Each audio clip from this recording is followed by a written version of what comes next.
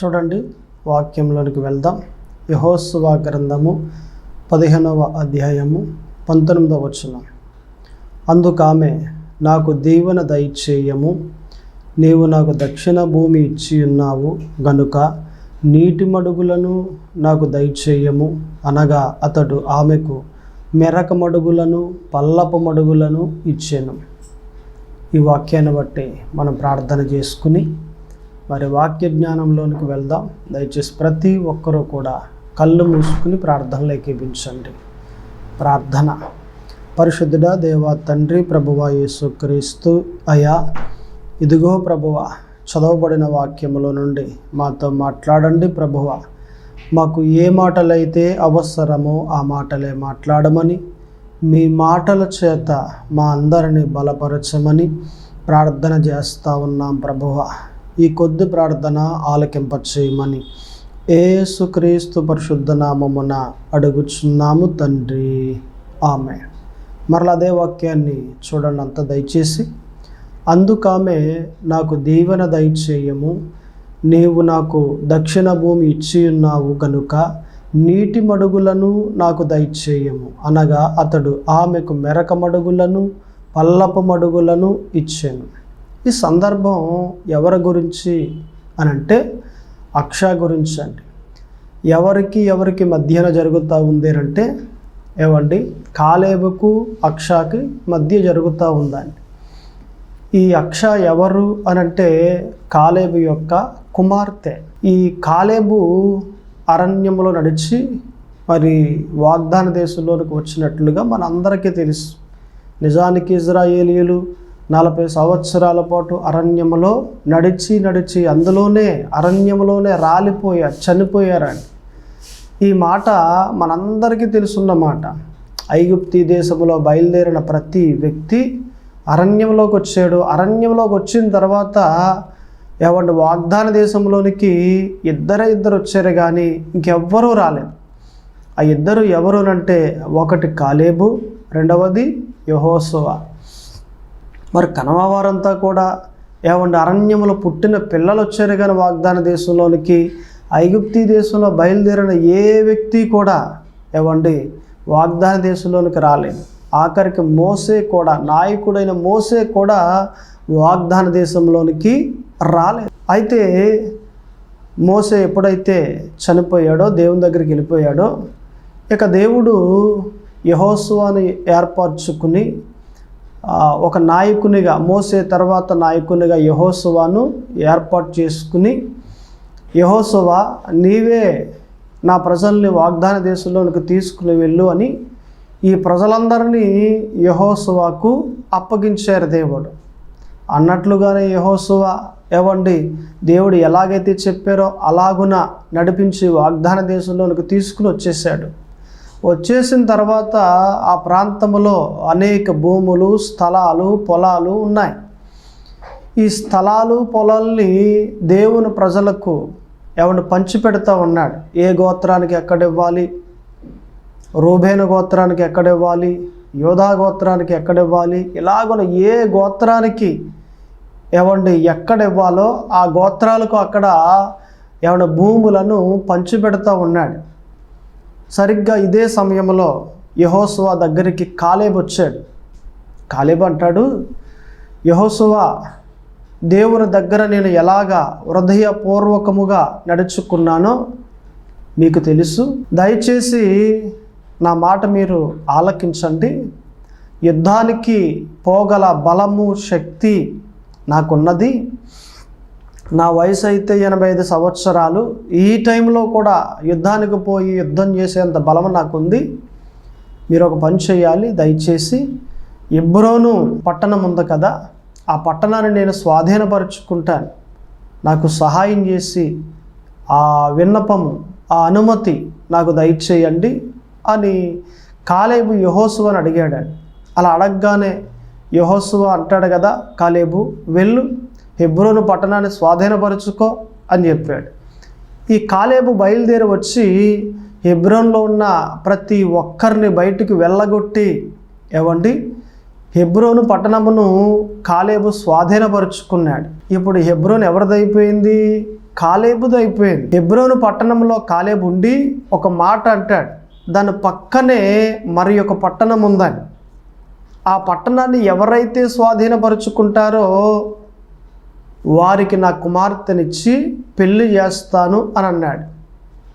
ఆ మాట అనగానే ఆ మాట విన్న ఒత్నీయేలు, కాలేబు కుటుంబంలో ఒకడే ఒత్నీయేలు అనే ఒక వ్యక్తి బయలుదేరి ఆ పక్క పట్టణాన్ని మరి అందులోనికి వెళ్ళి ఆ పట్టణంలో ఉన్న వారందరినీ కూడా బయటికి వెళ్ళగొట్టి ఆ పట్టణాన్ని స్వాధీనపరుచుకున్నాడు. అన్నట్లుగానే మాట ఇచ్చినట్లుగానే ఇప్పుడు కాలేబు ఏం చేయాలి?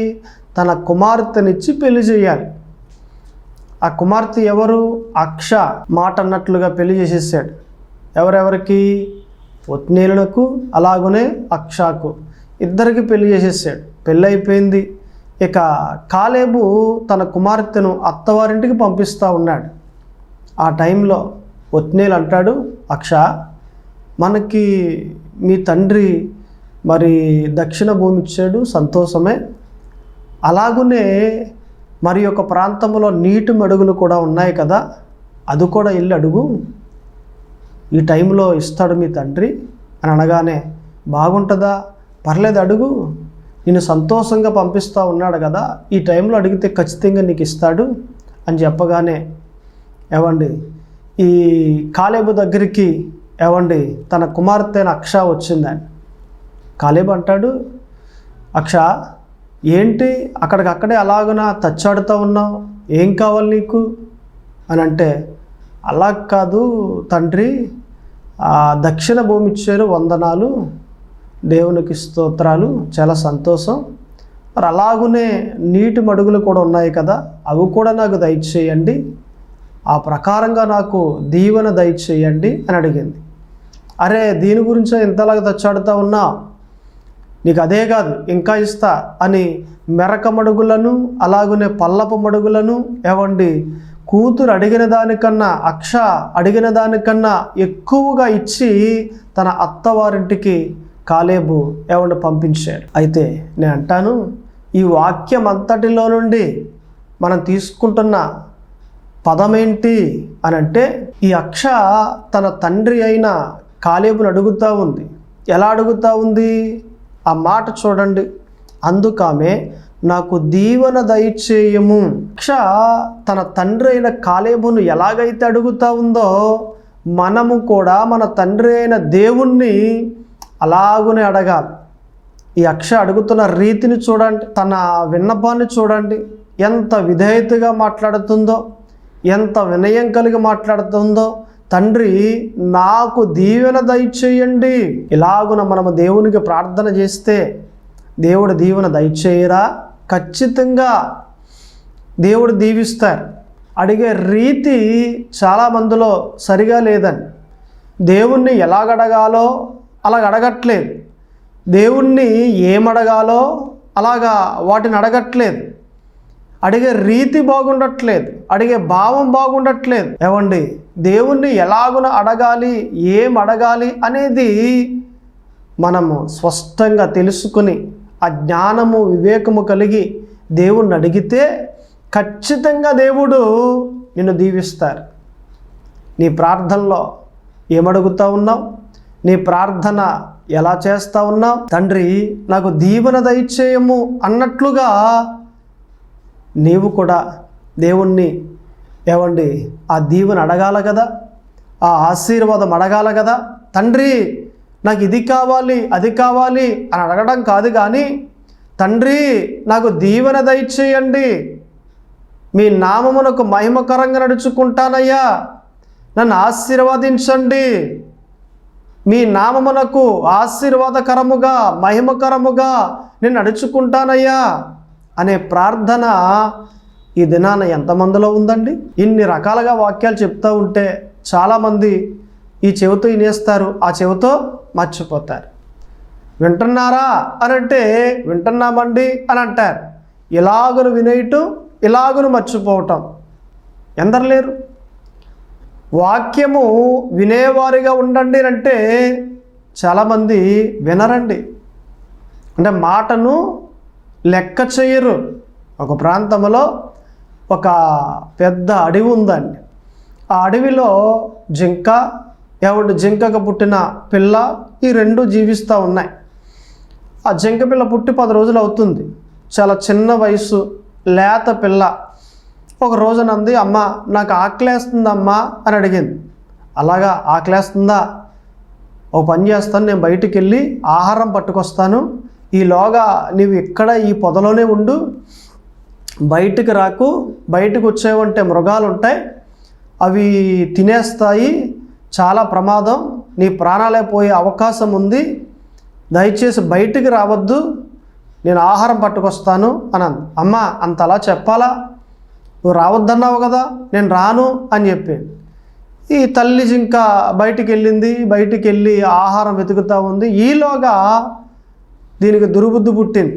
మా అమ్మ ఎప్పుడు ఇలాగే అంటూ ఉంటుంది, మా అమ్మ ఎప్పుడు కూడా ఇలాగే చెబుతూ ఉంటుంది, అరే ఎప్పుడు చూసినా అడవిలో తనే తిరుగుతూ ఉంటుంది, తనే ఆహారం పట్టుకొస్తూ ఉంటుంది, అడవి అందాలన్నీ తానే చూస్తూ ఉంటుంది, ఇక్కడికి వచ్చి ఇదిలాగుంది అదలాగుందని చెప్తూ ఉంటుందే కానీ నన్నెప్పుడు బయటకు తీసుకెళ్ళట్లేదు, ఈ అడవి అందాలన్నీ నాకు చూపించట్లేదు, మా అమ్మ ఎప్పుడు ఇంతే, ఇటువంటి మాటలే పలికింది, నేనే చూస్తాను స్వయంగా, నేనే వెళ్తాను, అడవంతా గిరగరా తిరిగి వస్తాను అని ఆ పొదలో నుండి బయటికి ఈ పిల్ల జింక బయటకు వచ్చేసిందండి.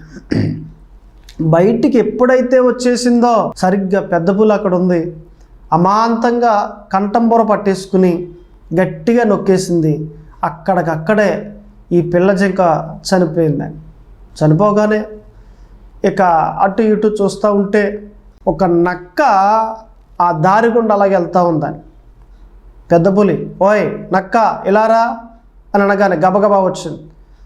చెప్పండి పెద్ద పులి గారు, చెప్పండి అని అంటే, ఏమీ లేదు, ఈ ఆహారాన్ని నా పిల్లలకు పెట్టాలి, నువ్వు ఎక్కడ ఉండి కాపుదలగా కాస్తా ఉండు, ఏమీ వచ్చి ఏ జంతువు వచ్చి తినేయకుండా నువ్వు కాపలాగా ఉండాలి, ఈలోగా నేను వెళ్ళి నా పిల్లల్ని తీసుకుని వస్తాను నేను అని చెప్పాను.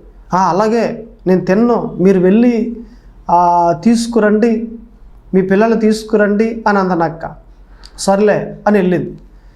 పెద్ద పులి అలా వెళ్ళగానే ఏమండి ఈ నక్క ఈ ఆహారాన్ని చూస్తూ ఉందని, అంటే చనిపోయిందే జింక పిల్ల, దాన్ని చూస్తూ ఉందని.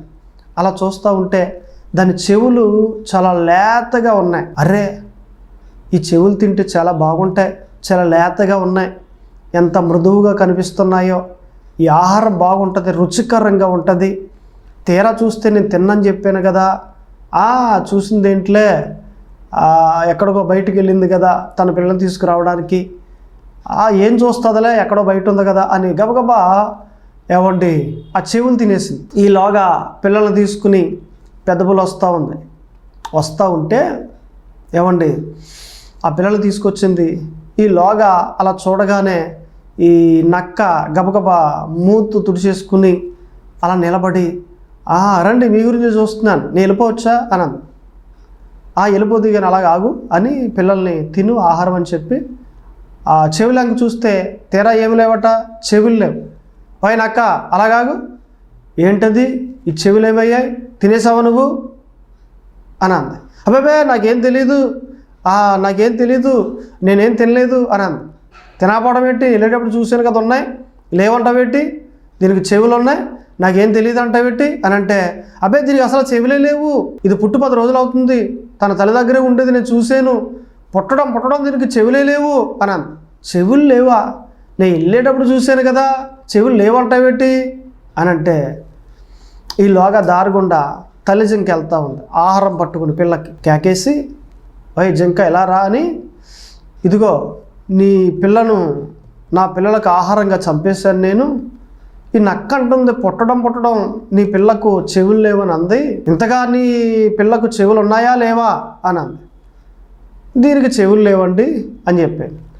చెవులు లేవా, నేను చూశాను కదా అని అంటే, అబ్బాయి దీనికి చెవులు లేవండి అని అంది. ఈలోగా నక్క గొంతులేసేస్తుంది, నేను అన్నమాట కరెక్ట్ అయింది, నన్ను ఎంతగానో మరి అవమానపరిచావు, చెవులు లేవు, ఇక్కడ చెవులు లేవని తల్లే చెప్తుంది కదా అనేసి నక్క అంటుంది. ఈలోగా తల్లి జింక అంటుంది, కంగారు పడక, అలాగా చెవులు లేవు అనే మాట నిజమే, కానీ పుట్టడం దీనికి చెవులు ఉన్నాయి. నేను వెళ్తా అన్నాను, ఆహారం తీసుకొస్తాను, నువ్వు ఈ పొదలోనే ఉండు, బయటకు వస్తే మృగాలు ఉంటాయి, చంపికి తినేస్తాయి అని నొక్కి చెప్పాను నేను. అయినప్పటికీ వినకుండా ఇది బయటకు వచ్చేసింది. దీనికి చెవులు ఉన్నాయా? దీనికి చెవులు లేవు ఆత్మీయంగా. దీనికి చెవులైతే పుట్టడం ఉన్నాయి, కానీ నేను చెప్పిన మాట వినలేదు కాబట్టి దీనికి చెవులు లేవు అని చెప్పాను. నక్క పరుగు. నిజమే కదండి. ఇందులో ఉన్న నీతి ఏంటంటే, ఎవరైతే వినట్లేదో వారికి ఏమి లేవట? చెవులు లేవు. ఆత్మీయంగా మనం చూస్తే చెవులు లేవు. మీరు గ్రహించాలి ఏమండి, మనం వాక్యాన్ని వినేవారిగా ఉండాలి, వినని వారిగా కాదు.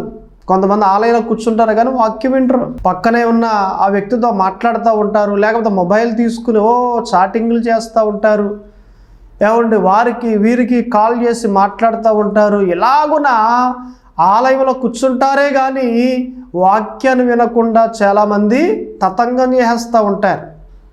వీరికి చెవులు ఉన్నాయంటారా? లేవు.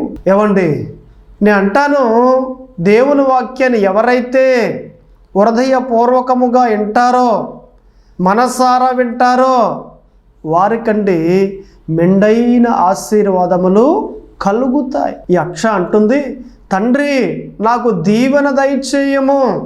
ఇటువంటి ప్రార్థన మనం కూడా చేయాలి. మనము కూడా దేవునికి ఎలాగున ప్రార్థన చేయాలో, అక్ష మాదిరి ఎలాగున దేవుణ్ణి అడగాలో, ఏం అడగాలో అవన్నీ ఈరోజు ఏమంటే మనం మాట్లాడుకోవచ్చు.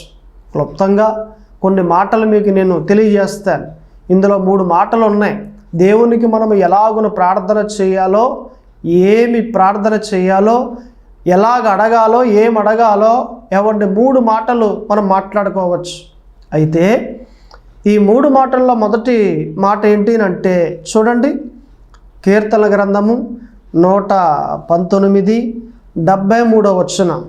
నీ చేతులు నన్ను నిర్మించి నాకు రూపు ఏర్పరచెను, నేను నీ ఆజ్ఞలను నేర్చుకున్నట్లు నాకు బుద్ధి దయచేయము. ఇక్కడ ఏమండి భక్తుడు అడుగుతున్న మాటలేంటి అని అంటే, నీ చేతులు నన్ను నిర్మించి నాకు రూపు ఏర్పరచును అన్న తర్వాత, నేను నీ ఆజ్ఞలను నేర్చుకున్నట్లు నాకు బుద్ధి దయచేయము అని అన్నాడు. ఏం దయచేయము? నాకు బుద్ధి దయచేయము. నీ ఆజ్ఞలను నేర్చుకున్నట్లు నాకు బుద్ధి దయచేయము. ఈ ప్రార్థన చూడండి, దేవునికి ఎలాగున ప్రార్థన చేస్తున్నాడో ఏమండి, దీన్ని గ్రహించినట్లయితే మన ప్రార్థనలో మనం ఎలాగున ప్రార్థన చేయాలో మనకు బాగా తెలుస్తుంది. ఇక్కడ భక్తుడు నాకు బుద్ధి దయచేయము అని ప్రార్థన చేస్తూ ఉన్నాడు. ఇప్పుడు మనం కూడా ఎలా చేయాలి? తండ్రి నాకు బుద్ధి దయచేయండి అని ప్రార్థన చేయాలి. మన ప్రార్థనలో ఈ పదాన్ని దేవుణ్ణి అడిగేవారిగా ఉండాలి. ఎవరన్నా అడుగుతున్నారు అలాగా? నాకు బుద్ధి దయచేయండి, జ్ఞానము దయచేయండి, పవిత్రత దయచేయండి, నీతి దయచేయండి, యథార్థత దయచేయండి. ఇలాగున ఎవరైనా దేవునికి ప్రార్థన చేస్తూ ఉన్నారా? ఎవరున్నారండి ఈ దినాల్లో? తక్కువ, అరుదు. మన ప్రార్థనలు ఎలాగుంటాయనంటే, బైక్ ఇవ్వండి, కారు ఇవ్వండి, స్థలం ఇవ్వండి, ఇల్లు ఇవ్వండి, డబ్బు ఇవ్వండి, బంగారం ఇవ్వండి, ఇలాగుంటాయి ప్రార్థనలు.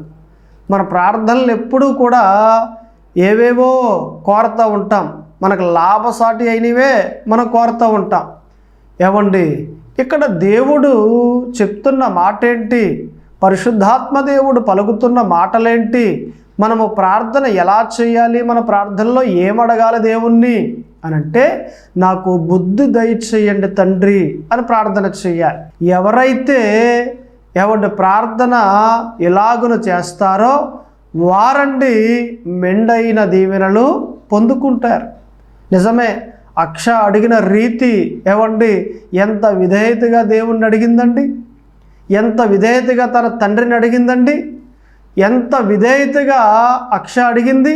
తాను చేసిన విన్నపములో, తాను అడిగిన ఆ ప్రార్థనలో ఎంత చక్కగా ఏవండి తండ్రి నాకు మీ దీవెన దయచేయండి అని అడిగింది. అంతే కదా, మనం కూడా అలాగ అడిగితే మన తండ్రి అయిన దేవుణ్ణి ఎంత మంచిగా దేవుడు దీవిస్తారట.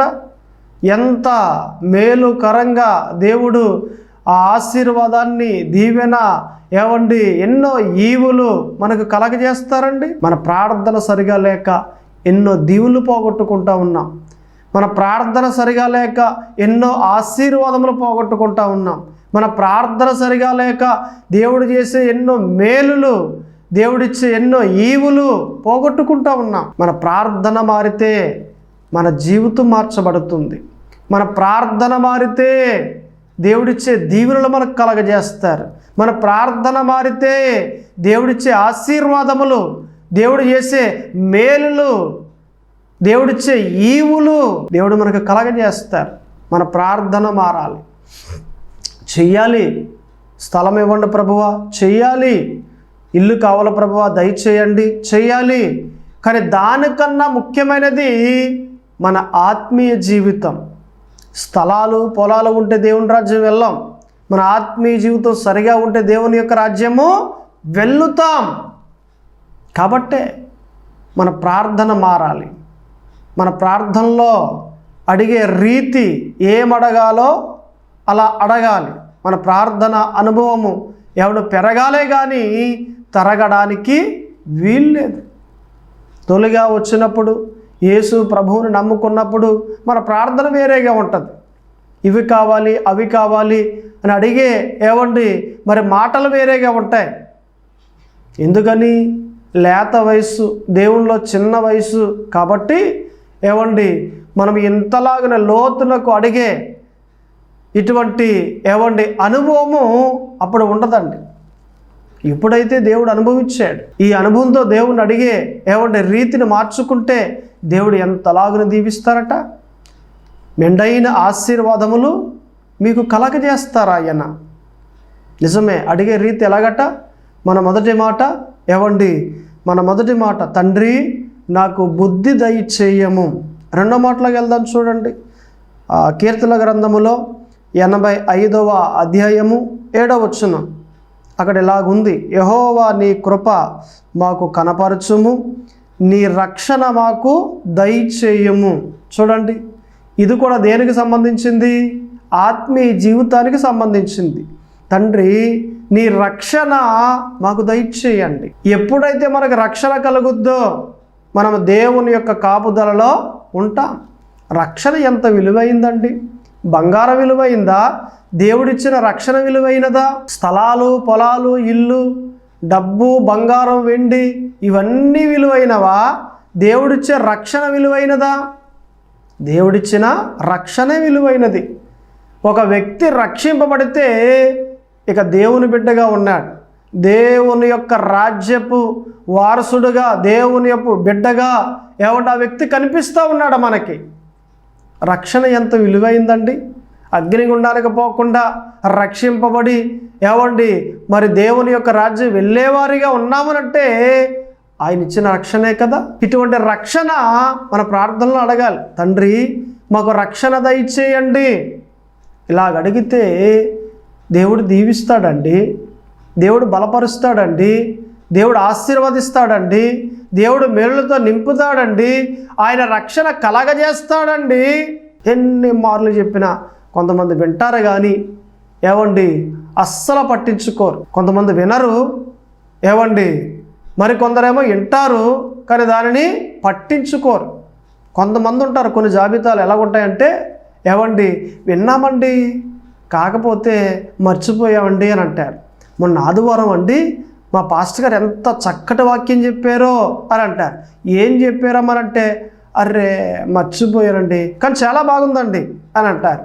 అంటే చాలా బాగుందా కానీ ఈమెమైపోయిందట, మరిచిపోయింది. ఏముంది ఈమెకు? మతి మరుపు. చాలామంది చూడండి ఏమండి ఇంట్లో ఏమండి ఒక ఆమెట ఆ చేతిలో లాంతర్ పట్టుకుని ఆ ఇల్లంతా వెతికేస్తుందటండి. ఎక్కడండి? ఇల్లంతా వెతికేస్తుందటండి. లాంతర్ ఇక్కడ ఎక్కడో పెట్టాను, లాంతర్ ఇక్కడ ఎక్కడో పెట్టాను. ఈలోగా అమ్మాయి వచ్చింది. ఏంటమ్మా వెతుకుతున్నావు? ఆ లాంతరు ఇక్కడ ఎక్కడో పెట్టండిరా, నాకు గుర్తులేదు అని అంటున్నాడు. మరి నీ చేతిలో ఉంది ఏంటమ్మానంటే, అర్రే మర్చిపోయిండ్రా, నా చేతిలో పెట్టుకుని ఇల్లంతా లాంతరు వెతికేస్తున్నాను నేను అని అన్నాడు. ఏముందా మీకు? మతిమరుపు. ఏమండి, కొంతమంది అలా ఉంటారు. చాలామంది వింటారు వాక్యం, ఇప్పుడు జ్ఞాపకం ఉంటుంది, రేపొద్దుటికి జ్ఞాపకం ఉండదు. ఆ పాస్టర్ గారు బాగా చెప్పారు టీవీలో, అరే మొబైల్లో చాలా చక్కగా చెప్పారు టీవీలో, మొబైల్లో, లేకపోతే మా ఆరాధనలో ఎంత బాగుందో ఆదివారం వాక్యం, ఇలాగంటారు. ఏంటమ్మా వాక్యం అని అంటే, మర్చిపోయాను, గుర్తులేదు అని అంటారు. ఏటట? మతిమరుపు. వాక్యాన్ని వినండి, జ్ఞాపకం పెట్టుకోండి.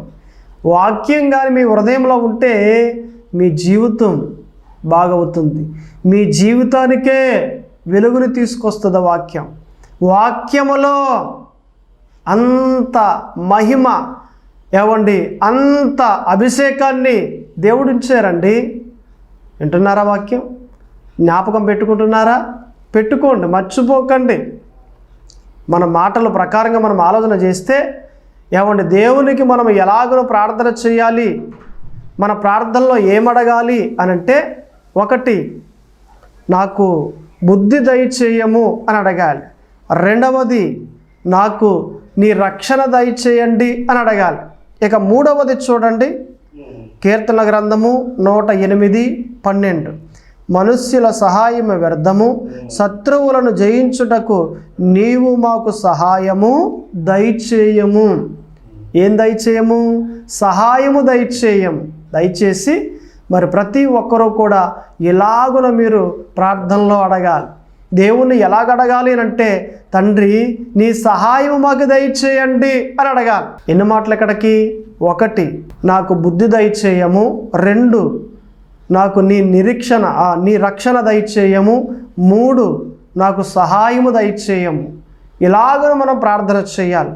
అక్ష ఎలాగైతే తన తండ్రి అయిన కాలేబుని అడిగిందో, తండ్రి నాకు దీవెన దయచేయము అని, అదే మాదిరి ఏమండి దేవుణ్ణి మనం అడగాలి. నాకు బుద్ధి దయచేయండి, నీ రక్షణ దయచేయండి, నీ సహాయము దయచేయండి. ఇలాగ ఎవరైతే అడుగుతారో వారికి మెండైన ఆశీర్వాదములు దొరుకుతాయి. ప్రార్థన చేసుకోవచ్చు. దేవుడి కొద్ది మాటలు దీవించునుగాక. ప్రార్థన. పరిశుద్ధుడా దేవ తండ్రి, ప్రభువా యేసు క్రీస్తు అయా, ఇదిగో ప్రభువా, మరి ఎన్నో మాటలు మా అందరితో మాట్లాడి ఉన్నారు. వందనాలు, స్తోత్రములు. ప్రార్థన ఎలాగును చేయాలో, ప్రార్థనలో ఏం అడగాలో మీరు మాతో క్లియర్గా మాట్లాడి ఉన్నారు ప్రభువా. స్పష్టంగా మీరు మాట్లాడిన మాటలను బట్టి వందనాలు, స్తోత్రములు తండ్రి. ఈ వాక్యాన్ని ఎందరైతే విన్నారో వారందరిని దీవించండి, బలపరచండి. ఈ కొద్ది ప్రార్థన ఆలకింపచేయమని యేసుక్రీస్తు పరిశుద్ధ నామమున అడుగుచున్నాను తండ్రి. ఆమెన్.